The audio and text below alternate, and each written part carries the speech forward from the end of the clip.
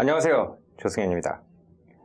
오리진 보카 암묵지 형성 강의 중에 라틴 어근 시리즈에 오신 것을 환영합니다. 지난번까지 우리는 영어 단어 나누기 모으기라는 강의를 통해서 영단어가 어떻게 크게 보면은 북유럽에서 온 단어와 남유럽에서 온 단어로 나눠져 있는지를 알아봤어요.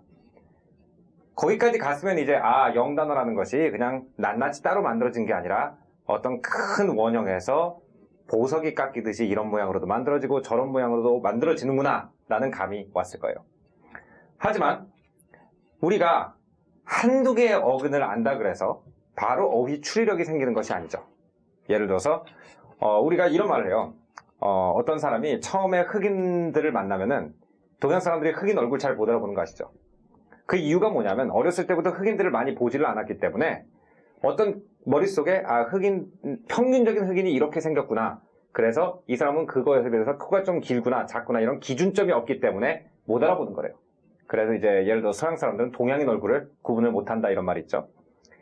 이걸 우리가 뭐라고 하냐면 암묵지라고 그래요. 우리 눈앞에 많이 뭔가가 스쳐 지나갔기 때문에 우리 머릿속에 어떤 기준이 형성이 되고 어떤 패턴이 형성이 되고 그 패턴을 통해서 우리가 어떤 단어나 사람을 봤을 때 이 단어가 무슨 뜻이구나, 저 사람이 이런 성격을 가졌겠구나, 인상을 보니까 이걸 알아볼 수 있는 능력이 생기는 거죠. 이렇게 우리 머릿속에 들어있지만 우리가 들어있다는 걸 인지를 못하는 것, 그래서 이제 암묵. 하지만 우리가 분명히 알고 있기 때문에 우리가 다른 것을 이해하기 위해선 한번 지나쳐야 하는 것, 그래서 RT자를 써서 암묵지라고 부르는 거예요. 영어로 tacit knowledge, 조용한 지식이라고 부릅니다.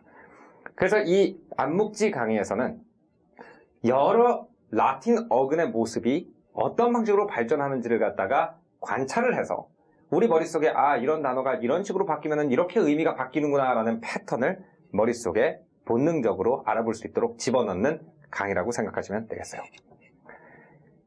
라틴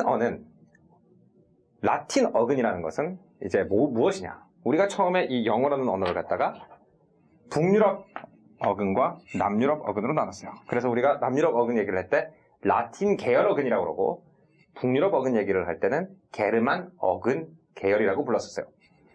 영어에 영향을 준 언어가 수도 없이 많기 때문에 이 게르만 어근 계열에서도 몇 개의 다른 언어에서 단어들이 들어와서 영어가 만들어졌다는 거예요. 그 중에 하나가 우리가 흔히 앵글로 삭슨 언어라고 부르는 것이 있고, 그 다음에 노르딕어라고 부르는 것이 있어요. 앵글로 삭슨은 영국의 민족 이름이죠. 영국을 잉글랜드라고 부르는 이유가 앵글들이 사는 땅이다 그래서 잉글랜드라고 부르는 것만큼 원래 영국의 로마 제국이 멸망할 때쯤 들어온 한 민족의 이름이에요. 이 민족은 분명히 자기가 원래 살던 나라에서 많은 단어들을 가지고 왔어요. 그래서 이것이 영단어의 많은 부분을 이루고 있다는 거예요. 그 다음에 다음으로 앵글로색슨들이 들어온 다음으로 대륙에서 영국이라는 섬으로 이민을 온 민족이 우리가 요즘 TV 드라마도 유행하고 있는 바이킹 민족이에요. 이 바이킹 민족을 사람들이 북쪽에서 왔다, 노스맨이라고 불렀기 때문에 이 사람들이 쓰는 언어를 노르딕 어근이라고 불러요. 그럼 남유럽에서 온 단어는 주로 어떤 단어들이 있냐?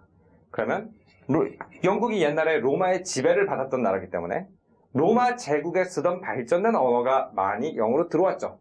그래서 그 로마 제국에서 쓰던 언어가 바로 라틴어이기 때문에 라틴어에서 온 단어들이 굉장히 많이 들어와 있어요.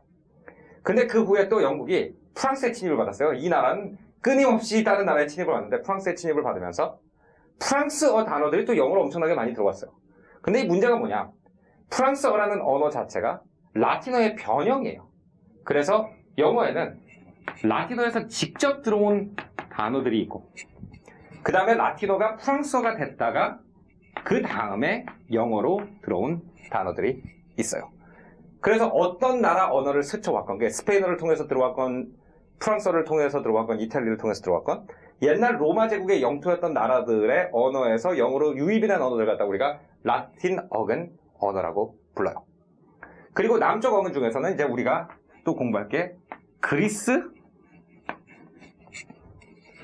고대 그리스에서 온 어근들이 있는데, 이 고대 그리스에서 왜 영어 단어가 많이 생겼느냐면, 우리 이제 교양 과목 같은 거 들으면 플라톤, 아리스토텔레스 이런 그리스 과학자들이나 유클리드나 피타고라스 같은 그리스 수학자들의 얘기를 굉장히 많이 듣죠. 그 사람들의 공식도 공부하고. 근데 옛날에는 번역된 책이 별로 없었기 때문에 영국의 지식인들도 이런 책들을 갖다 다 고대 그리스어로 원서로 읽었어요. 이 원서를 읽은 사람들끼리 얘기를 할 때 자기네들이 굳이 다 그리스어를 알고 있는 사람끼리 얘기할 때 번역을 할 필요가 없었기 때문에 수학적 용어나 과학적 용어 같은 경우에 원래 고대 그리스어로 돼 있는 것이 그대로 영어로 들어온 경우가 굉장히 많아요. 그렇기 때문에 우리도 알다시피 예를 들어서 우리가 수학을 할 때는 원래 오리지널 수학책들이 그리스어로 써있기 때문에 x라든지 예를 들어서 파이라든지 세타 같은 것을 갖다가 함수 공식에 이용을 하는데 왜 그래요? 이 글자들은 바로 고대 그리스에서 쓰던 글자들이에요.